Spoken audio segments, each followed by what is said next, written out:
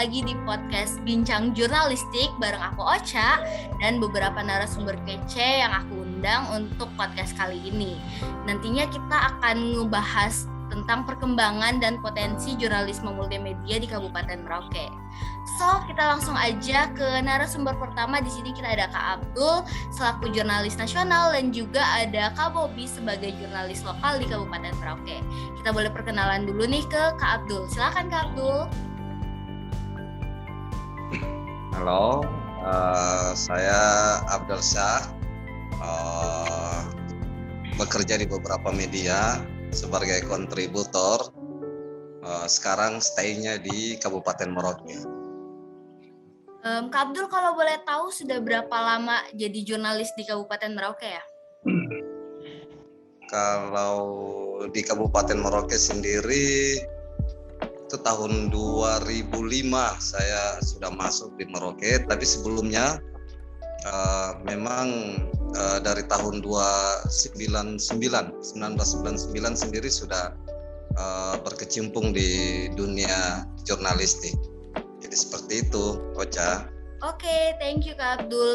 Selanjutnya kita ke Kak Bobby. Boleh perkenalan dulu nih, nama lengkap Kak Bobby, terus sudah berapa lama di dunia jurnalistik? Oke, perkenalkan, kalau saya namanya Bobby, teman-teman biasa panggil Bob, disingkat. Untuk berkecimpung di dunia jurnalistik, saya sendiri masih tergolong baru sih. Berbeda dengan Om Abdul yang memang sudah belasan bahkan puluhan tahun menjadi jurnalis, saya baru masuk ke dunia jurnalis itu 2015. Gitu. Awalnya ya dari media lokal, media cetak lokal. Pada saat itu masih Merauke Pos, dan berjalannya waktu mulai bergeser ke beberapa media lainnya gitu. Oke, thank you untuk perkenalannya kakak berdua ini. Kita kalau lihat rekor kerjanya tuh udah wah keren banget sih, udah bertahun-tahun ya, bisa dibilang kalau untuk saya yang masih junior banget tuh kayak wah kakak-kakak ini udah senior banget, apalagi Kak Abdul nih. Aku mau tak lanjut langsung ke pertanyaan aja nih. Pendapat Kak Abdul tentang jurnalisme multimedia itu apa ya?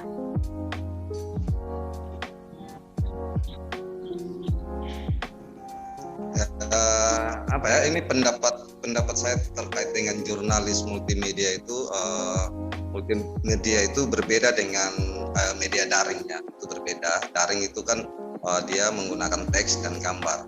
Nah, kalau multimedia sendiri itu berisi lebih dari dua elemen, dua elemen media ya. Artinya ada di situ ada teks, ada gambar, ada video, ada beberapa elemen tambahan lagi. Yaitu kalau menurut pandangan saya seperti itu terkait dengan jurnalis multimedia. Gitu, Ocha.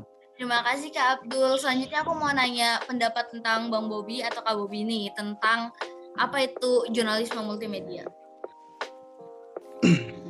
Oke, kalau dari saya sendiri, dari sudut pandang saya, nyerempet sih dengan Om Abdul sendiri, jurnalis multimedia itu lebih kepada multimedia interaktif yang biasa disebut hipermedia itu sendiri.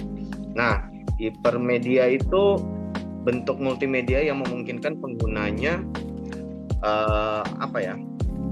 menggerakkan, menyuting dan memberikan komentar ataupun bentuk interaktivitas yang lain pada produk media yang biasa orang buka. Kata lainnya adalah ruang baru bagi khalayak untuk lebih mempermudah mendapatkan informasi publik. Gitu. Wah, lengkap banget ya penjelasan dari kakak berdua ini. Kalau ngomongin soal jurnalisme multimedia, dan saya mau fokus nih ke daerah khususnya Kabupaten Merauke. Menurut pertama saya mau nanya dulu ke Kak Bobby nih tentang bagaimana sih keadaan jurnalisme multimedia di Kabupaten Merauke. Di Kabupaten Merauke itu udah ada satu media online yang resmi nggak sih tentang jurnalisme multimedia ini? Untuk jurnalis multimedia sendiri, mungkin sebenarnya Om Abdul lebih paham sih, lebih lama, lebih tahu. Cuma saya mungkin gambaran kulit luarnya sendiri. Kalau untuk di Kabupaten Merauke itu pada umumnya sudah, kalau kita berbicara soal legalitas, hampir rata-rata sudah. Terlebih teman-teman yang berada di Kabupaten Merauke itu kontributor, secara otomatis media-media dari luar yang masuk, mereka hanya menjalankan aktivitas tugas peliputan di daerah. Sementara untuk yang lokal, ada beberapa lokal untuk media seperti media cyber, itu yang memang besutan dari Merauke diterbitkan dari Merauke sendiri, itu sudah punya legalitas dan memang sudah mantap, boleh dibilang bisa diadu. Hanya saja kita di kabupaten sendiri butuh banyak pembinaan, penambahan macam suasana barulah dari para mentor yang ada di luar kabupaten sendiri, khususnya macam dari pusat gitu, sehingga ada banyak wacana, pandangan dan masukan-masukan yang lebih dalam peliputannya lebih mendalam gitu, tidak hanya sekelas liputan-liputan seremoni dan sebagainya. Oke, thank you ya untuk jawaban dari Kak Bobi. Selanjutnya aku mau nanya ke Kak Abdul nih. Gimana pendapat Kak Abdul soal jurnalisme multimedia di Kabupaten Merauke, terus soal media online yang sudah terverifikasi, itu ada nggak?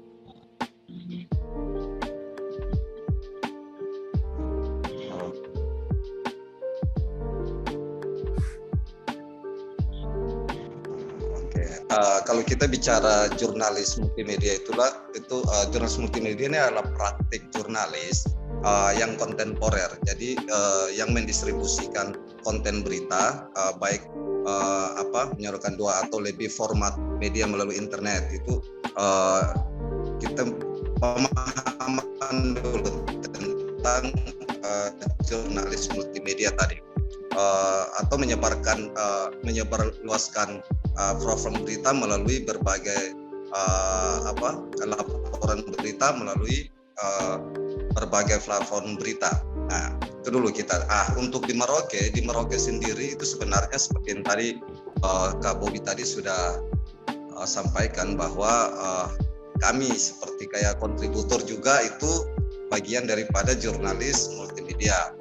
Nah, yang mana yang bekerja di televisi itu adalah bagian dari jurnalis media. Nah, untuk di Merauke sendiri, kalau di Merauke sendiri sebenarnya sudah banyak ya, sudah ini ada TV lokal, ada kontributor televisi nasional.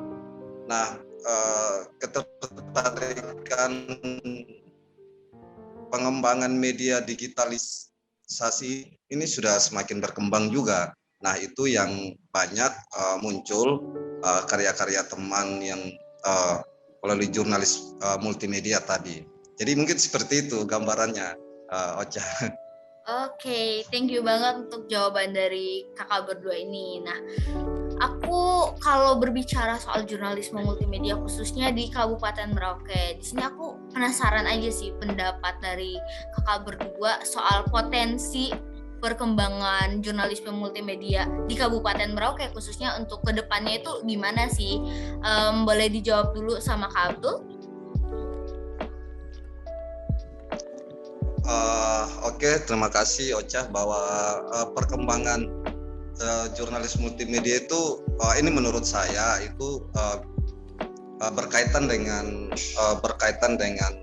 era digital ya, digitalisasi yang teknologi semakin canggih sekarang. Siapapun bisa mengakses informasi. Nah, perkembangan ini bisa saja terjadi terkait dengan terkait dengan digitalisasi tadi. Nah, untuk perkembangan di Merauke sendiri ini kan sudah mulai muncul. Yang seperti saya pernah sampaikan bahwa konten-konten kreatif ini kan sudah bermunculan teman-teman. teman-teman, ini kan salah satu juga yang berkaitan dengan itu tadi, berkaitan dengan multimedia, tetapi bukan kategori jurnalis ya. Ini kita berbicara multimedianya, tapi bukan kategori jurnalis. Nah, itu sudah mulai bermunculan di Kabupaten Merauke ya. Ini menandakan bahwa multimedia itu semakin hari semakin berkembang, semakin pesat di kalangan teman-teman anak-anak muda yang kreatif tadi. Nah, mungkin seperti itu, Ocha. Oke, thank you untuk pendapatnya Kak Abdul. Nih selanjutnya aku mau nanya ke Kak Bobi, masih terkait dengan potensi jurnalisme multimedia di Kabupaten Merauke. Nah, kalau di sini kan Kak Bobi ini sebagai jurnalis lokal ya di Kabupaten Merauke. Menurut Kak Bobi, teman-teman jurnalis di Kabupaten Merauke itu udah siap belum sih dengan jurnalisme multimedia? Untuk prospek kedepannya kayak gimana? Kalau dilihat sejauh ini untuk gambaran umumnya di Merauke, jurnalis multimedia sendiri itu sudah banyak bermunculan. Beberapa pendatang baru, teman-teman kita yang baru bergabung di jurnalis multimedia sendiri itu seperti apa ya? Mereka bisa melakukan penyesuaian dengan cepat beradaptasi dengan media yang memang setiap media memiliki metode atau gambaran yang berbeda, atau mungkin kasarnya punya kemasan media itu berbeda. Mereka bisa menyesuaikan. Hanya saja itu mereka dapatkan dengan cara otodidak, bukan dengan secara akademik yang mereka dapatkan. Untuk kita yang seperti tadi saya sampaikan bahwa memang masih butuh banyak pendalaman, pengenalan ataupun training pelatihan dari luar, sehingga bagaimana jurnalis khususnya di Kabupaten Merauke itu bisa mendapatkan ilmu yang lebih. Karena kalau kita mau setarakan dengan yang di tingkat nasional, memang butuh proses yang cukup lama, dikarenakan media-media yang sudah berkelas itu punya standarisasi sendiri.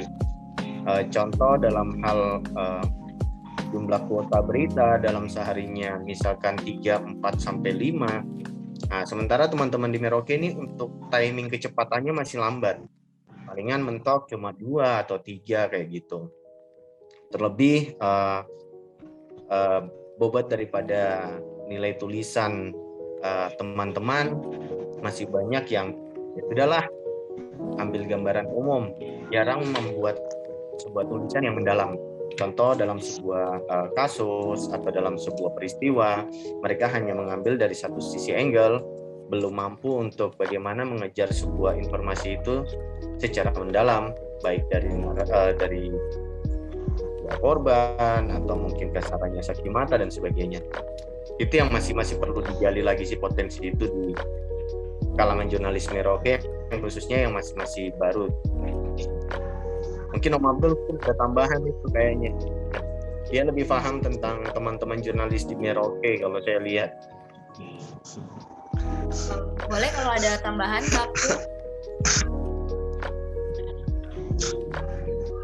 Ya, artinya perkembangan jurnalis di Merauke ini kan semakin hari semakin besar. Ada perubahan itu sudah terjadi ya, perubahan. Nah, berkaitan dengan potensi jurnalis itu sendiri, bahwa seperti tadi Bobi katakan, memang butuh satu pemahaman tentang jurnalis itu sendiri. Ketika kita berbicara tentang jurnalis, berarti kita harus tahu bahwa jurnalis itu apa sih, cara kinerjanya bagaimana sih, apa yang dia lakukan sendiri. Mungkin hal ini karena itu kembali bahwa kita terbentuk dengan otodidak, teman-teman di daerah terbentuk dengan otodidak tadi. Hanya penyesuaian itu dia hanya terjadi di lapangan saja. Berbeda dengan teman-teman yang sudah punya basic ilmu dari jurnalis, yang sering mengikuti pelatihan jurnalis. Nah, ini basicnya agak berbeda. Kenapa? Karena ketika kita berbicara tentang satu kinerja jurnalis, berarti di dalamnya tuh ada berbagai komponen-komponen. Komponen apa ya? Seperti cara menulis berita yang baik seperti apa, terus cara mendapatkan bahan berita itu bagaimana. Nah, apakah yang kita sudah menulis itu sudah berdasarkan 5W1H atau tidak. Nah, hal-hal ini kan yang sebenarnya sih di kalangan teman-teman juga masih ini ya, masih belum tercapai sebenarnya. Kita hanya berbicara pada satu tingkat kalau mau dibilang kebutuhan daripada media itu sendiri, kebutuhan. Contoh ada media lokal, dia sudahlah kamu yang penting bisa kerja, bisa nulis sudah. Tetapi efek atau bobot daripada pemberitaan itu tidak punya bobot dalam pemberitaan tadi.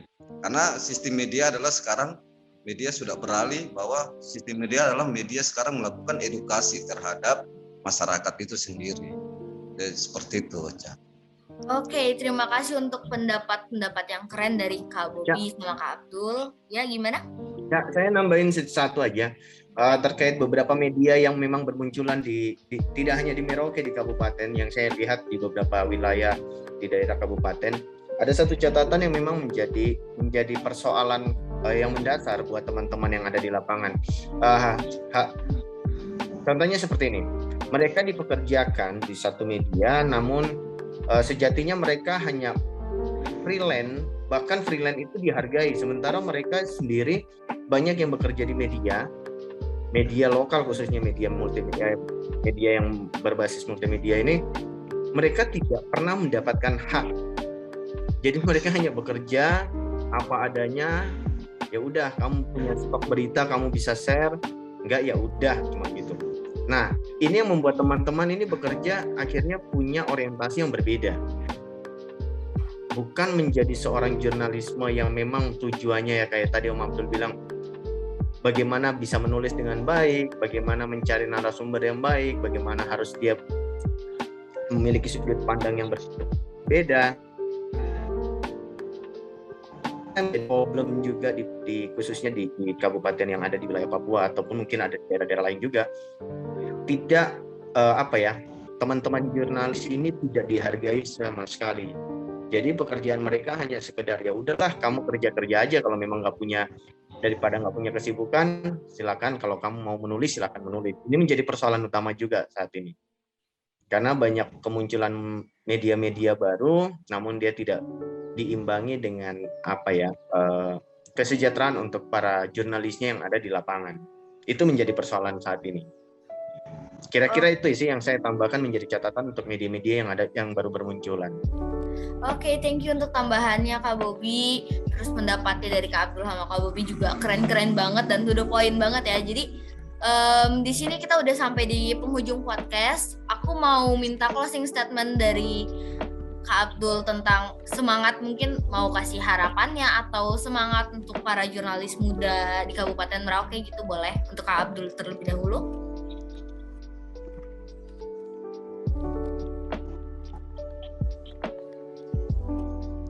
Oke, makasih.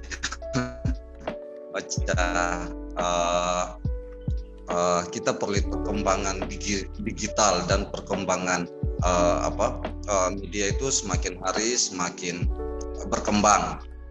Nah, ketika teman-teman yang mungkin sudah bekerja di media, lalu ada juga yang ingin bekerja di media, nah ini juga harus bisa beradaptasi dengan perkembangan itu, apalagi ini terkait dengan jurnalis multimedia. Artinya teman-teman yang mungkin sudah bekerja di bidang jurnalis dan ingin bekerja di bidang jurnalis, setidaknya butuh penyesuaian dengan perkembangan itu. Teman-teman di Merauke artinya tetap semangat, penambahan wawasan itu perlu, mengetahui hal-hal yang baru itu perlu, apalagi teman-teman jurnalistik yang bekerja sebagai tenaga jurnalistik atau sebagai pekerja jurnalistik ini harus bisa terus mengasah kemampuan, bisa mendapatkan informasi dari berbagai sumber, dari referensi, supaya ke depan teman-teman itu bisa punya pemahaman yang lebih baik lagi tentang jurnalistik itu. Terima kasih ya. Oke, terima kasih Kak Abdul. Sekarang saya mau minta closing statement dari Kak Bobby. Silahkan Kak Bobby. Buat saya sama saja dengan Om Abdul sih. Poinnya adalah di mana ketika memang betul-betul teman-teman itu ingin menjadi seorang jurnalistik, motivasi utama adalah jangan jadikan jurnalis itu sebagai batu loncatan, terus kemudian mencari kepentingan di dalam menjalankan profesi jurnalis itu sendiri. Yang penting bagaimana dia bisa menulis lebih mendalam, bukan hanya bersifat straight news yang umum, seperti berita-berita kasus, hanya datang meliput kemudian habis itu tidak di follow up lanjut, yang pada akhirnya ternyata banyak kasus yang menguap begitu saja. Itu juga menjadi catatan buat kita semua. Kemudian lebih banyak membuat angle-angle dari berbagai sudut, jangan hanya terpaku pada satu angle yang memang semua media harus berkerumun dengan angle yang sama. Saya rasa seperti Om Abdul sudah banyak memberikan hal-hal yang positif, namun teman-teman tidak bisa melihat dengan objektif. Ternyata senior-senior seperti Om Abdul sebenarnya banyak menularkan virus positif, hanya saja mereka harus butuh penyampaian, butuh sentuhan sehingga mereka bisa mengetahui mana yang baik, mana yang benar. Nah ini nih yang perlu menjadi catatan. Gitu. Itu saja Cak kalau dari saya. Oke, terima kasih untuk kedua narasumber kita yang kece parah. Kita udah sampai di penghujung podcast. Jadi kalian teman-teman ini udah dengar diskusi antara Kak Abdul sama Kak Bobby tentang perkembangan dan potensi jurnalisme multimedia di Kabupaten Merauke. Di sini saya bisa ngambil kesimpulan bahwa jurnalisme multimedia di Kabupaten Merauke ini sudah cukup berkembang dan juga banyak teman-teman jurnalis yang terus belajar dan berusaha untuk mengembangkan diri dalam hal jurnalisme multimedia. Tapi sebagai catatannya perlu lagi ada edukasi, ada pelatihan, adanya sebuah edukasi tentang digitalisasi. Jadi teman-teman jurnalis juga bisa menambah ilmu, pengetahuan dan juga wawasannya tentang jurnalisme multimedia. Seperti itu. Jadi untuk podcast kali ini sampai di sini dulu. Thank you banget untuk kedua narasumber yang sudah mau menyempatkan waktunya ke podcast saya kali ini. Dan juga penjelasan-penjelasan kakak berdua ini udah keren banget. Dan saya yakin teman-teman pendengar mudah untuk memahaminya. Sampai di sini dulu.